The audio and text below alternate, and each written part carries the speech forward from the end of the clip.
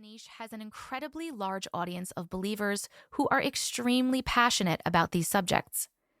I also started getting very heartfelt comments and emails about how I have touched or helped people in different ways.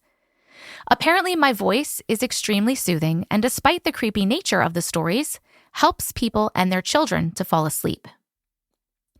They enjoy and appreciate my authenticity, and I am constantly told that I make people feel heard and validated in their experiences.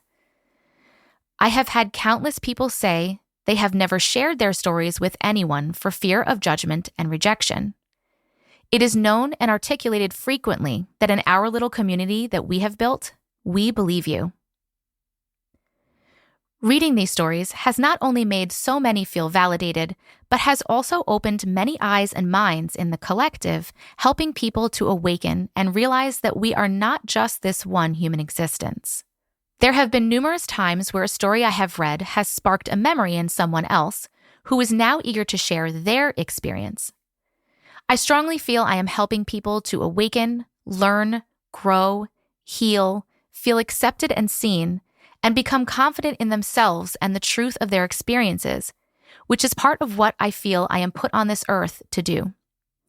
I fiercely believe that I am not only entertaining people, but helping many in this capacity. Maybe you yourself have had an unexplainable experience. Or maybe you picked up this book simply because you love anything that creeps you out. Either way, buckle up because shit's about to get weird. This book is a compilation of some of the best stories I have read since I started this whole thing. I think the scariest part is that these are true stories from real people. These are not movies, shows, or works of fiction thought up by some super creative and imaginative minds. They actually happened. I don't know about you, but for me, that really ups the creep factor. If you're going on this journey with me, I think it's important to understand a few things. If you are already very well versed in weirdness, please feel free to skip ahead and enjoy the stories. Otherwise, I'm going to go into a little bit of detail about some stuff that you might read. What is a glitch in the Matrix? There are a lot of people out there who believe in simulation theory. Simulation theory is the idea that what people perceive as reality is actually an advanced, hyper-realistic computer simulation, the Matrix, potentially overseen by a higher being. That we are basically all just characters in a video game. Think of a glitch in the Matrix as a glitch in a video game, when something weird happens that doesn't make sense according to the laws of physics. In a video game, you might see a character glitching out, walk through a wall, skip from one location to another in an instant, stuck in some kind of loop, etc. Real-life glitches in the Matrix are the same thing. People have experienced items disappearing and then reappearing in different locations, like the woman who dropped her phone lying in bed and found it on the front seat of her car. Some have experienced items multiplying, like the lady who found a second set of the same thrift store baby shoes in a different room of her house, same markings on both pairs.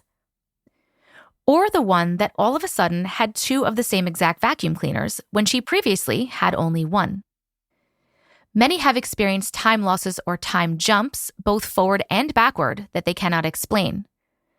I was sent one video where a woman was frozen in place in a very unnatural position, and another where someone seemed to be stuck in an infinite loop, getting in and out of a car the exact same way every time. And then there are the multiple videos of planes literally frozen in the air, which is something I have actually seen myself. Another very common occurrence that is considered a glitch in the Matrix is déjà vu.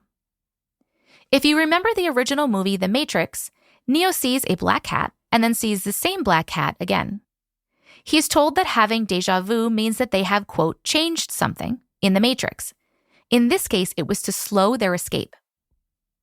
While we humans in real life experiencing déjà vu may not mean the same thing, you have to admit that it does feel like you may have skipped back in time just a few seconds and are going through that moment again. The Matrix itself is interpreted differently by different people. There are those who believe it is governed by some higher power. There are those who claim it is just like the movie in which we have been enslaved by machines. And there are those who think that every person is living in their own Matrix, which they are creating and projecting with their own thoughts. And what